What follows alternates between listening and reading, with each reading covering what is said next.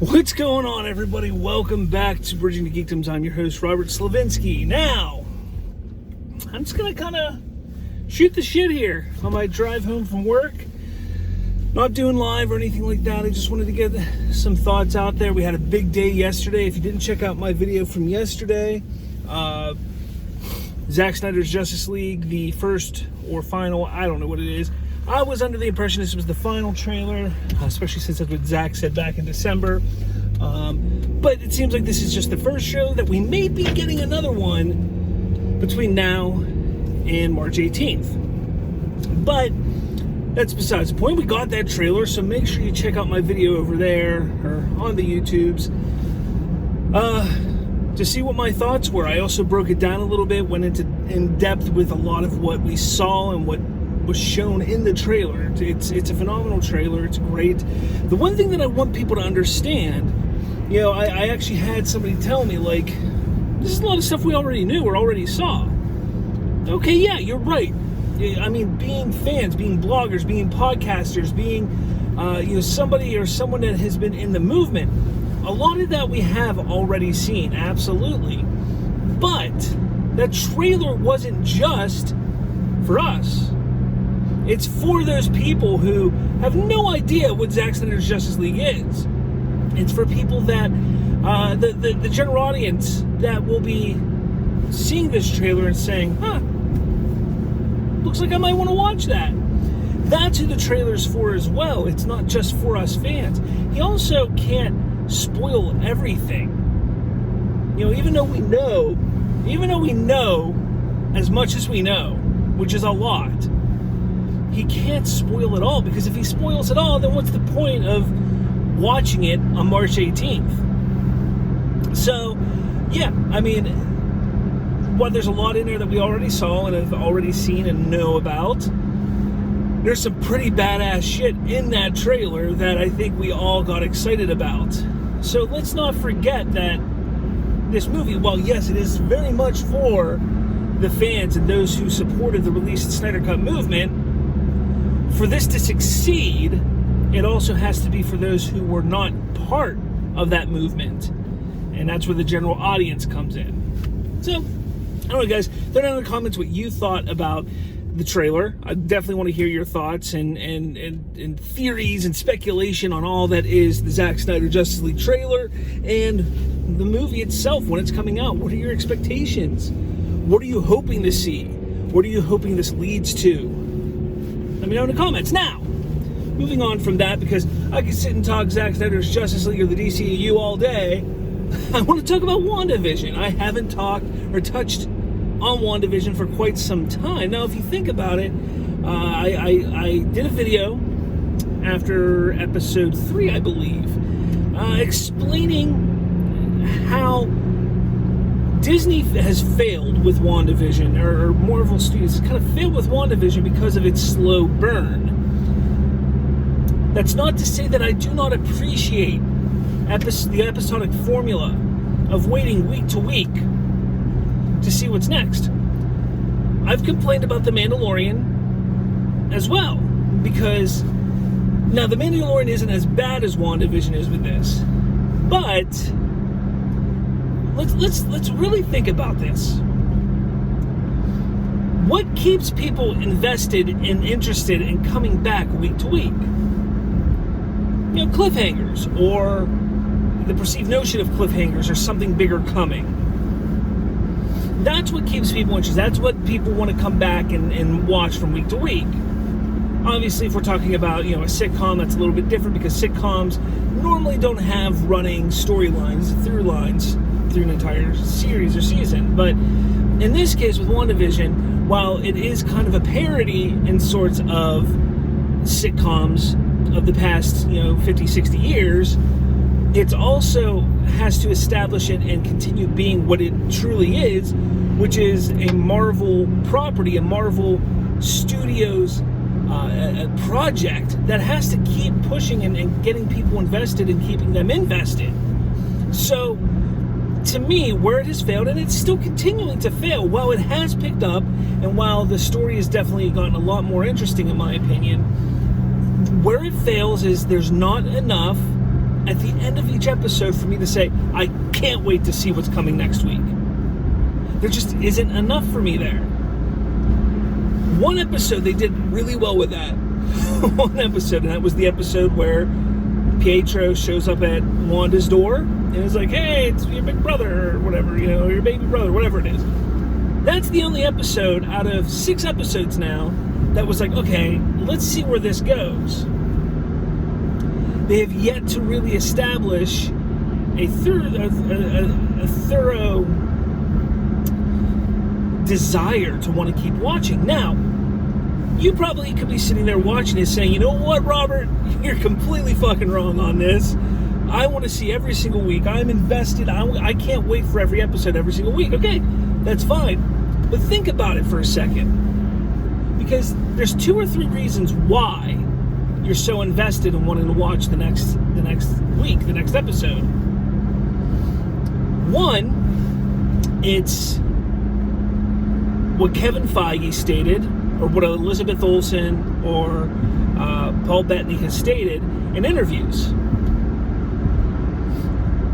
The cliffhangers, the things, the stuff that you are waiting on and wanting to see. If you take the show as it is, you have no idea that stuff of what they said is coming. For instance, Kevin Feige stated, I hope people stick with it because it really picks up towards the end. Out of those first 5 episodes, even those first 6 episodes, you get no sense that it's ever going to pick up. So had Kevin Feige never come out and did some damage control in stating that, you would have no idea. Let's take a look at what Elizabeth Olsen and Paul Bettany have stated. Paul Bettany helped push along the show because he stated that there was a big, a character, somebody who shows up that's huge. And Elizabeth Olsen, she did not say that it was a Luke Skywalker size, but she said that there is something that, could possibly be comparable to that, in the show. What has been the talking point since Elizabeth Olsen has said that about the show? Who is the cameo? Who's going to be the big person that shows up? Not what we just learned in the episode, not what is coming from what we've learned in the episodes. See, people are refusing to accept the fact that the show itself is not put together very well. It's interesting. I'm enjoying it. I'm watching it.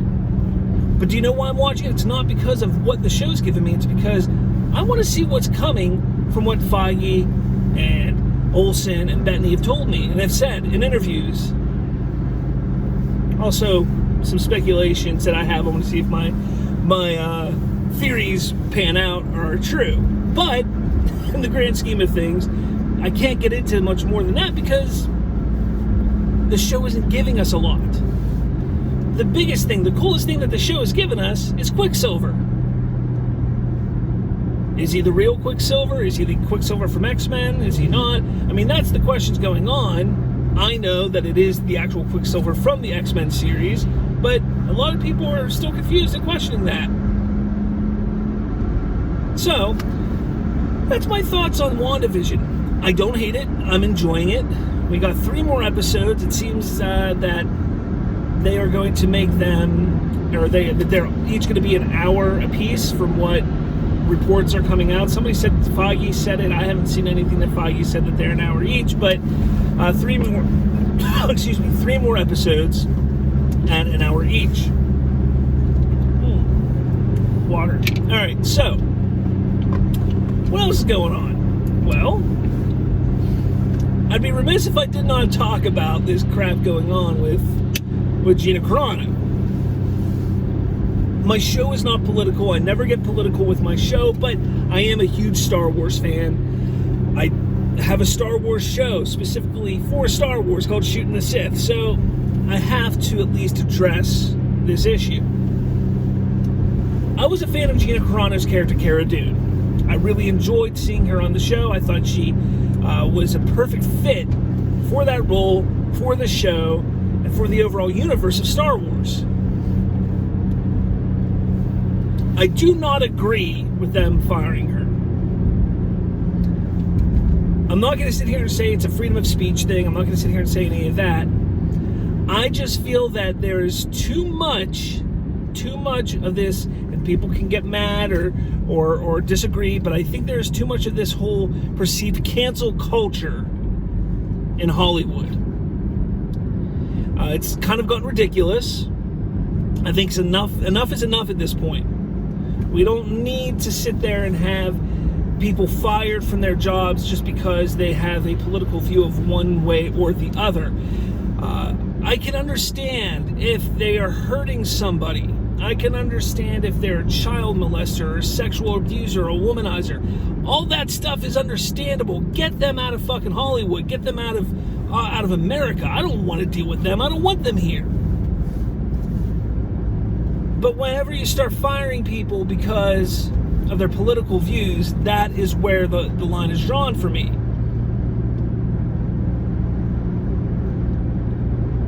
That is the problem. And again, I would never wish anybody harm. I would never wish a company to lose a shit ton of money or anything like that, especially because I really enjoy what Disney Plus has brought us thus far, but I really think they need to be taught a lesson. I think all companies need to be taught a lesson. If you remember a few years back when this whole thing happened with James Gunn and Marvel Studios let him go and fired him, I disagreed with that too.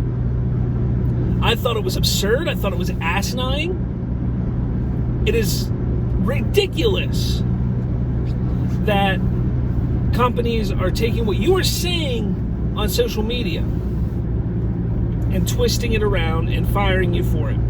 The James Gunn stuff was him being an asshole. He was joking around, but he did apologize for it later on. Either way you spin it, Disney, I think, is in the wrong in both cases. They hired James Gunn back. You know they're not going to with Gina Carano. And just think about that. That's all I have to say on that subject. If you want to throw your comments down below on what your feelings are and thoughts are on the whole Gina Carano thing, go for it. Like I said, I didn't want to get political. I don't like to get political.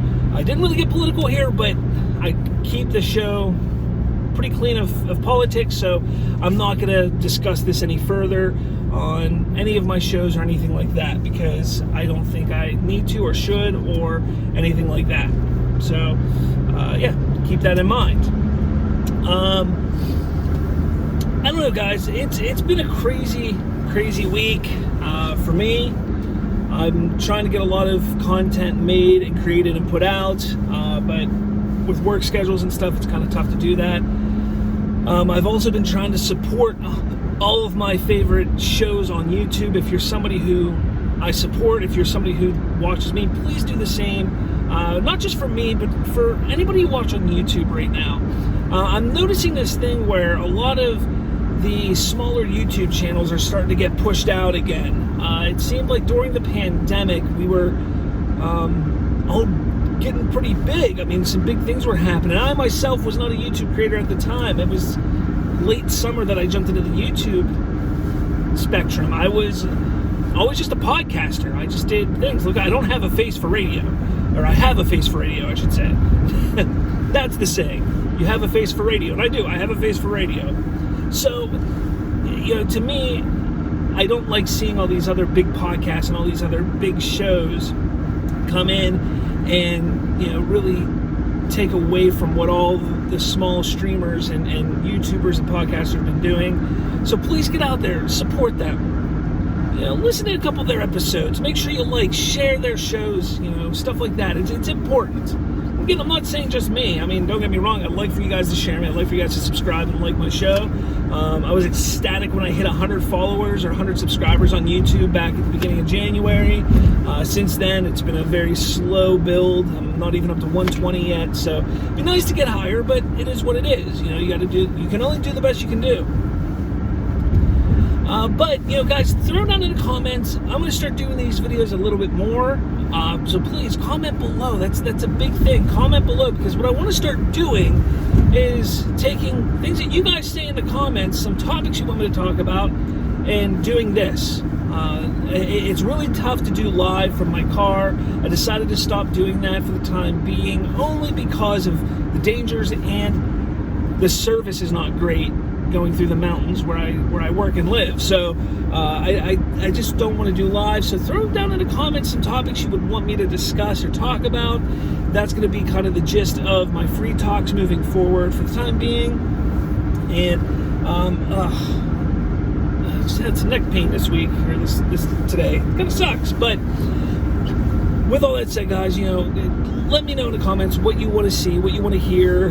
I'm doing my best. I hope you enjoy my show. I'm doing the best I can. But thank you for watching. Thank you for subscribing. Please smash that like button. Hit that notification bell as well, so you can see when all my new episodes are coming out.